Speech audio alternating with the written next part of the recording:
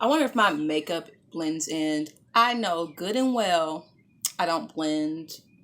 Well, here's the issue and why my face may be looking a little bit too bright.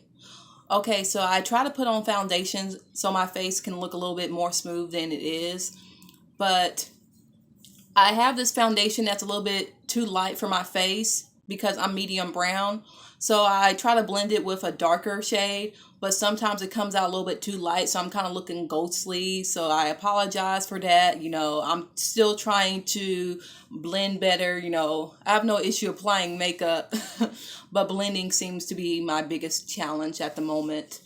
But I wanted to make a follow up video from the last video I made, and this is actually going to be directed towards light skinned and mixed race folks because I feel there is a misunderstanding when I convey certain feelings on Twitter or Tumblr, and people will get in their feelings and say, I don't care about mixed people, I don't care about light skinned black people, and that I like to separate black people. First of all, I do think some people are just gaslighting because whenever they hear of privilege being referred to them, they want to sit here and act as if everyone is out to get them. And then when you try to clarify what you meant, then suddenly it's, oh, that's not what you said. You should have said it in the first place. That means you are lying and you're trying to save face. I'm not trying to save face. If you don't understand what the meaning of you take up too much space means, then that is not my problem. That is your problem. How can you grow up in a time where the only time you see black people getting represented is if they are light skinned, or if they are Zendaya, Amanda Stenberg, or Thandie Newton, or a lot of women like that? How can you sit here and see people like Natalie Emmanuel getting so much praise, getting so much press, and you look at her and you think, well, she doesn't look like me. She may be black, but she doesn't look like me. As I said in the last video about representation and how girls grow up to think that they aren't pretty because they look in the magazines and see who is getting called pretty, and it's not girls that look like them. It's the same thing in black spaces, where if the only time you see a black girl getting called pretty is if she has light skin and 3C hair, then that tells me that is the only type of black beautiful that we will ever get to see. And a lot of times these people are mixed race. A lot of times they are half white, because there are all types of mixed people, but the only type of representation you see of a mixed person is if they are light skinned with 3C hair, light colored eyes, and they are indeed half white. Because there are mixed race people who are dark skinned, who do have 4C hair, who do have wide noses, but they don't get represented. So I feel if you are going to represent the mixed struggle on top of being black, you should do it accurately. You shouldn't do it when it's just someone who is light skinned. I'm writing a novel myself, and there's a main character who is light skinned, biracial man, but I feel like that has something to do with my ideal of trying to represent black femininity and black masculinity, and how there is this double standard between black men and black women, where in order to be masculine you have to be, so it fits with what I am trying to tell. But still, if you are going to have mixed race characters, it should be characters of all shades, not just characters who look like Natalie Emmanuel or Jasmine Sanders or Mariah Carey or even Beyonce, who can at times pass for mixed race. But I, for one, was never that person that thought Beyonce looked mixed. To me, she looks like a light-skinned black girl with two black parents, like myself.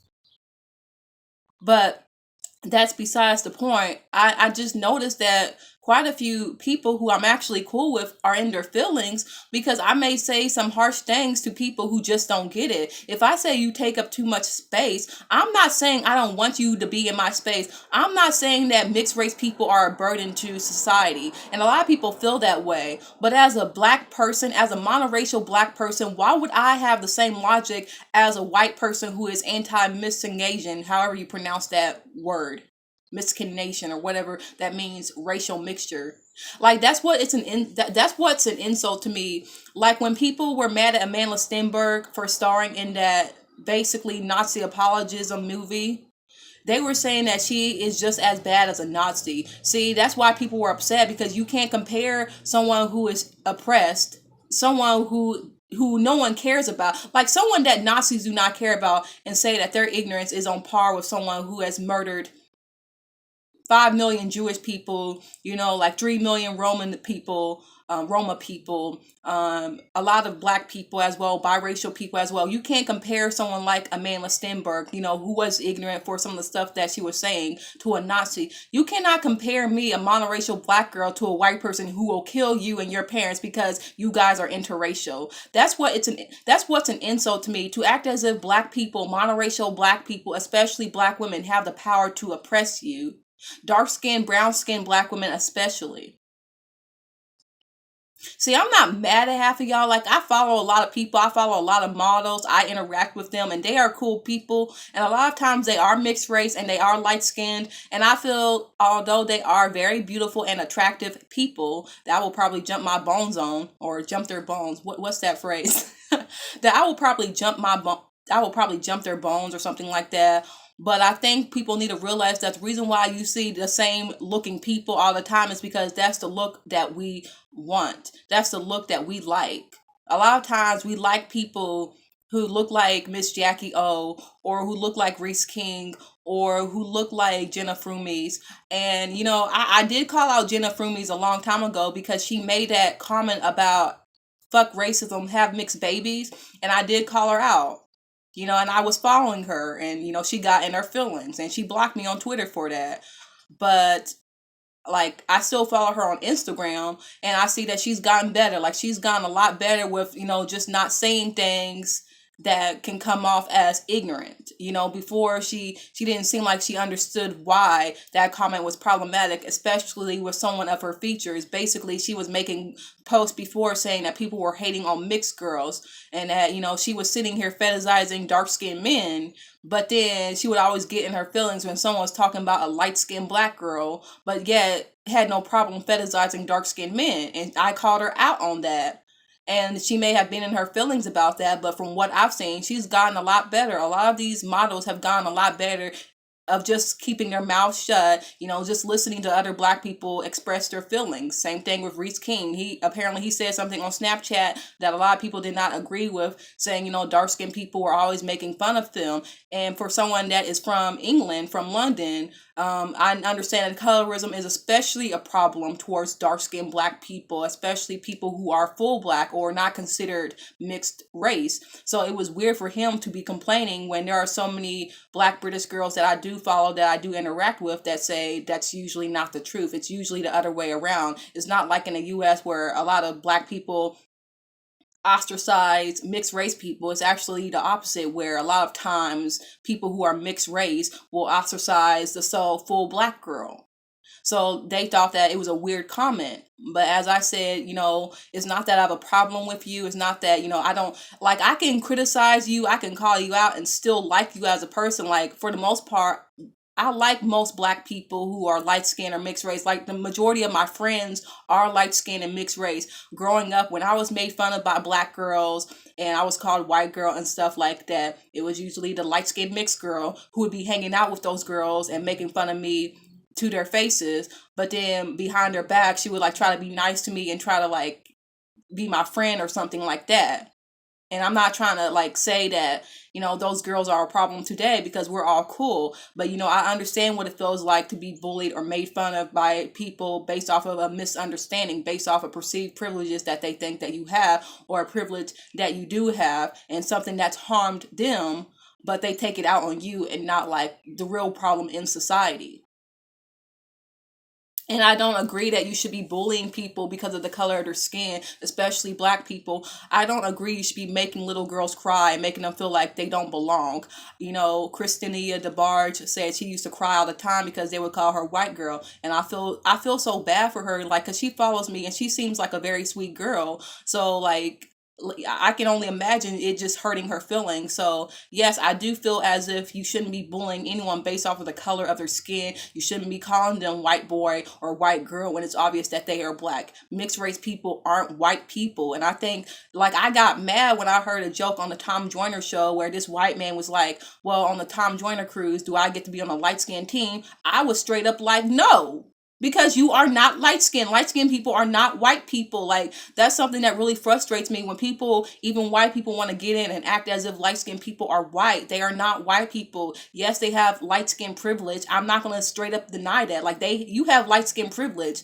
You know, when you go to jail or when you get in trouble, you'll probably be forgiven more than if you were dark skinned. I know you a nigger too, but light skinned men, light skinned women have less jail time sentence than someone who is dark skinned. And that's just the truth. Look it up. So that's why I be like saying you take up too much space, because I mean it. I'm not trying to be mean. I'm not trying to push you out. I'm just saying we don't want to see the same people. We want to see people who are dark skinned, who are brown skinned, who have wide noses, who have short 4C hair, who are black women with those features. That's all I am saying. It seems like in the United States, the only time blackness is talked about in a nuanced manner is if it's through half whiteness, is if the person is half white and biracial. That's the biggest stories we hear of ourselves in the media, is when a person is mixed. And I feel like the reason for that is because it's safe. It's as if white people only listen to black people as if they are half white. But I do understand there's a different type of prejudice white people have towards mixed race people. I see how people are treating Kaepernick, and I feel like it's more than just anti-blackness. It's a type of betrayal, because they feel as if this man is half white and this man is racially ambiguous at times. And now that he stood up for his black brothers and sisters, now white people are going to be extra violent with him, because it's basically like, yeah, you could have just shut your mouth and used your light skin privilege and not say anything. But now that you want to say something, now we're going to teach you a lesson. And people gave Mariah Carey the same treatment. So I feel like as a light-skinned biracial person or a white passing person, when you speak out on things like racism, anti-blackness, and colorism, and how people treat black people in society, and when they see you doing good things for darker skinned black people, especially like Kaepernick donating to Flint, Kaepernick donating to poor black communities. When you see a light-skinned biracial person like just going out of their way to support darker skinned black people, oh yes, they will get mad at you and they will really shun you. They did that with Mariah Carey when she was putting rappers on, when she was hanging out with dark-skinned black female singers. Oh yes, they really did outcast Mariah Carey. Let's see. And then back in the day, like the reason why a lot of light-skinned white passing people were getting killed was because they were going out of their way to pretend they were white just so they could put food on their families' tables. Now some of them just got fired, like Malcolm X's mother, but a lot of times you had white passing men or lighter skinned men that could pass for white with darker skin wives or mothers and children, and they would put food on their tables and they would like pretend that they were white just so they could protect their families. Oh yes, they were punished. So I do feel like there's a different type of anti-blackness towards light skinned and white passing people than if they were dark skinned. I feel like it's just a degree. Am I saying that it's a lot worse? No, but I feel like it's different. It's more insidious. So I will acknowledge that. But I also wanted to say that growing up, I wanted, at times, I would lie and say I was mixed. I would lie and say I had a white daddy just because, I thought it was more interesting than just being me, just being full black. And people want to joke all the time on how black girls are always wanting to be mixed. But we see which type of black girls are getting praised in the media. We see that it's people like Halle Berry. So we think, oh, well, if I have a white mom or a white dad, maybe people will like me more. Maybe I will blend in with society a lot more. Someone said in a video, it's not like we want to be beautiful. It's like it's a responsibility to be beautiful so we can be treated a little better. Because I remember I went to this Holocaust museum in Terre Haute, and this woman who's a Holocaust survivor, I wonder if she's still alive, but that was some years ago. But she said the idea of not looking like someone desirable was what made you not worthy of living. Because people did not have blonde hair and blue eyes and pale skin, they weren't worthy of living. And that was essentially the whole thing with anti-Semitism, anti-Romani sentiments, and anti-black sentiments in Germany. Because you didn't look the way that you should look, you did not deserve to look. You did not deserve to live. And that's very terrible. And I hate to like do this, but yeah, like, that's the idea with eugenics and wanting to erase undesirable features. So black women try to be desirable, to have desirable features just so they can live and survive in a society. And if it means pretending that you are mixed, less black, and then that's how it is. You can't blame them for that. People come up to me and say all the time, at least you got an identity. At least I got an identity.